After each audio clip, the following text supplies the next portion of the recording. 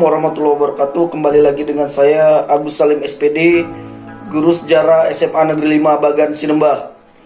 Ya, kali ini kita akan membahas materi sejarah Indonesia kelas 10 mengenai kerajaan-kerajaan Islam yang ada di Sumatera Selatan. Kerajaan Islam di Sumatera Selatan sejak Kerajaan Sriwijaya mengalami kelemahan, bahkan runtuh sekitar abad ke-14.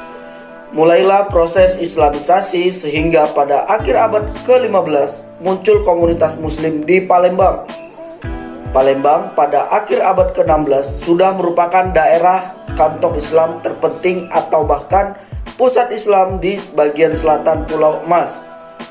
Bukan saja karena reputasinya sebagai pusat perdagangan yang banyak dikunjungi pedagang Arab pada abad-abad kejayaan Sriwijaya, tetapi juga dibantu oleh kebesaran Malaka yang tak pernah melepaskan keterlibatannya dengan Palembang sebagai tanah asalnya. Palembang sekitar awal abad ke-16 sudah ada di bawah pengaruh kekuasaan Kerajaan Demak. Masa pemerintahan Pateroding seperti diberitakan Tommy Pire. Bahkan pada waktu itu penduduk Palembang berjumlah lebih kurang 10.000 orang. Tetapi banyak yang mati dalam serangan membantu Demak terhadap Portugis di Malaka. Mereka berdagang dengan Malaka dan Pahang dengan junjung sebanyak 10 atau 12 tiap tahunnya. Komoditi yang diperdagangkan adalah beras dan bahan makanan, kartun, rotan, lilin, madu, anggur, emas, besi, kapur barus, dan lain-lain.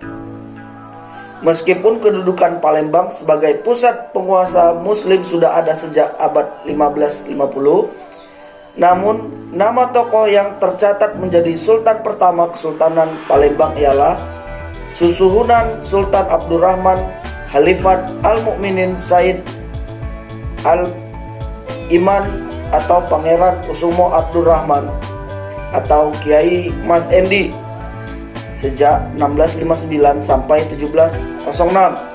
Palembang berturut-turut diperintah oleh 11 sultan sejak 1706 dan sultan yang terakhir Pangeran Kromojoyo atau Raden Abdul Azim Purbolinggo pada tahun 1823 hingga 1825. Kontak pertama Kesultanan Palembang dengan VOC terjadi pada 1610. Tetapi karena VOC tidak diperdulikan kepentingannya, maka selalu terjadi kerenggangan. Pada 1658, wakil dagang VOC, Okres beserta pasukannya dibunuh dan 2 buah kapalnya yaitu Wachter dan Lakatra dirampas. Akibatnya pada 4 November 1659 terjadi peperangan antara Kesultanan Palembang dengan VOC di bawah pimpinan Laksamana Johan van der Linde. Pada perang ini, keraton Kesultanan Palembang dibakar. Demikian pula kota dan permukiman penduduk Cina, Portugis, Arab, dan bangsa-bangsa lainnya yang berada di seberang kota juga dibakar. Kota Palembang dapat direbut lagi oleh pasukan Palembang dan kemudian dilakukan pembangunan-pembangunan kecuali Masjid Agung yang hingga kini masih dapat disaksikan meskipun sudah ada beberapa perubahan.